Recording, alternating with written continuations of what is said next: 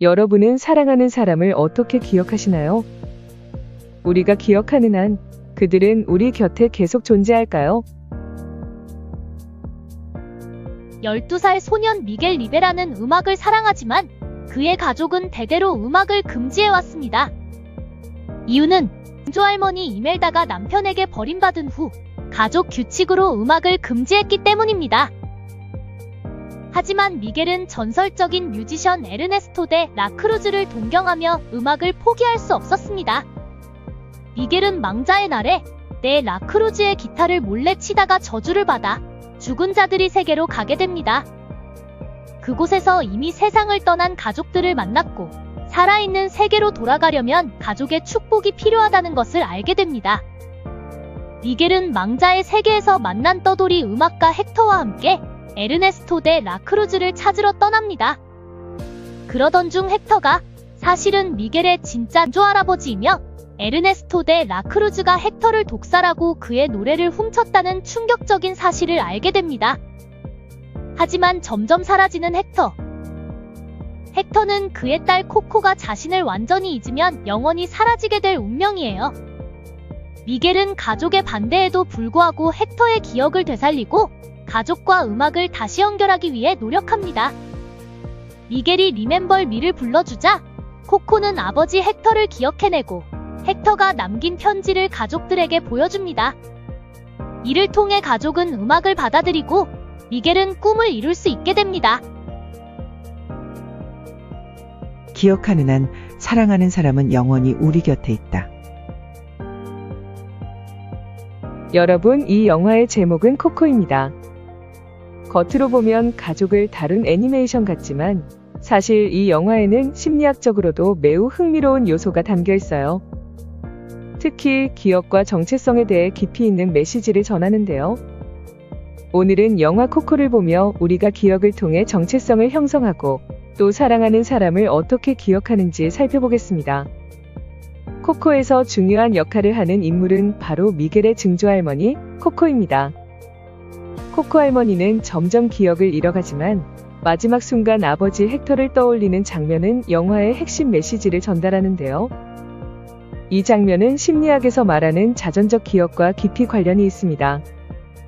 자전적 기억은 개인이 직접 경험한 사건에 대한 기억을 의미합니다. 단순한 사실을 기억하는 것이 아니라 그때의 감정, 시간, 장소까지 포함하는 기억이죠. 예를 들어 5살 때 가족과 함께 놀이공원에 갔던 기억. 은 자전적 기억입니다. 반면 서울은 한국의 수도다. 같은 지식은 단순한 사실 기억이죠. 자전적 기억의 특징은 첫 번째, 개인적인 경험과 연결되어 있습니다. 개인의 삶과 밀접하게 연관되어 있죠. 두 번째, 감정이 강하게 연결되어 있어요.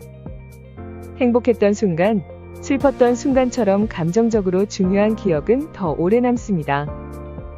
세 번째, 시간과 장소 등의 맥락이 포함됩니다. 언제, 어디서, 누구와 함께 있었는지가 기억의 중요한 요소가 됩니다. 마지막 네 번째, 기억은 시간이 지나면서 왜곡될 수 있습니다.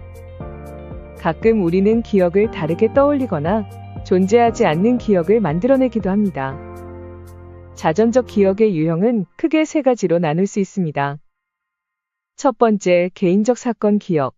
특정한 사건을 기억하는 것으로 초등학교 입학식 날 엄마가 손을 꼭 잡아줬던 기억.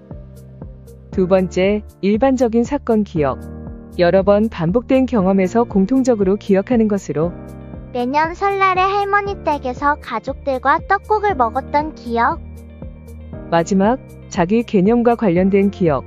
개인의 정체성과 깊이 연결된 기억으로 첫 발표에서 칭찬을 받아 자신감을 얻은 경험. 있습니다. 기억과 심리학 이론입니다. 코네이 플리델 피어스의 모델로 자전적 기억은 단순히 저장된 정보가 아니라 개인의 목표와 감정 상태에 따라 구성됩니다. 즉, 같은 사건을 겪어도 사람마다 다르게 기억할 수 있는 것이죠. 어릴 적 기억이 거의 없는 이유는 무엇일까요? 유아기 기억 상실과 관련이 있는데요. 이는 뇌의 해마가 아직 충분히 발달하지 않았기 때문입니다. 다음은 정서와 자전적 기억의 관계로 긍정적인 기억은 시간이 지나도 더 오래 남지만 부정적인 기억은 때때로 방어 기제를 통해 희미해질 수 있습니다. 반면 외상 후 스트레스 장애처럼 충격적인 사건은 너무 강하게 남아 고통을 주기도 합니다. 마지막으로 영화 속에서 자전적 기억과 음악이 어떻게 연결되는지 살펴볼게요. 코코에서 가장 감동적인 장면 중 하나는 코코 할머니가 아버지를 기억해내는 순간입니다. 미겔이 노래를 부르자 오랫동안 잊혀져 가던 아버지 헥터의 기억이 되살아나죠. 이 장면은 음악과 기억의 관계를 보여주는 중요한 사례인데요. 연구에 따르면 음악은 치매 환자의 기억을 되살리는 데 도움을 줄 수 있다고 합니다. 특정한 음악은 강한 정서적 연결을 가지고 있어 과거의 기억을 떠올리게 만드는 역할을 합니다. 실제로 심리치료에서도 음악을 활용해 기억 회복을 돕는 사례가 많습니다. 영화가 전달하는 메시지 중 하나가 우리가 기억하는 한 사랑하는 사람은 영원히 존재한다.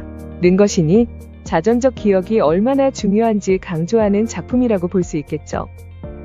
자전적 기억은 단순한 정보 저장이 아니라 자신의 정체성을 형성하고 감정을 조절하며 대인관계에도 영향을 주는 중요한 심리적 요소입니다. 오늘도 여러분의 기억 속에서 의미 있는 하루가 되길 바랍니다. 다음 영상에서 만나요.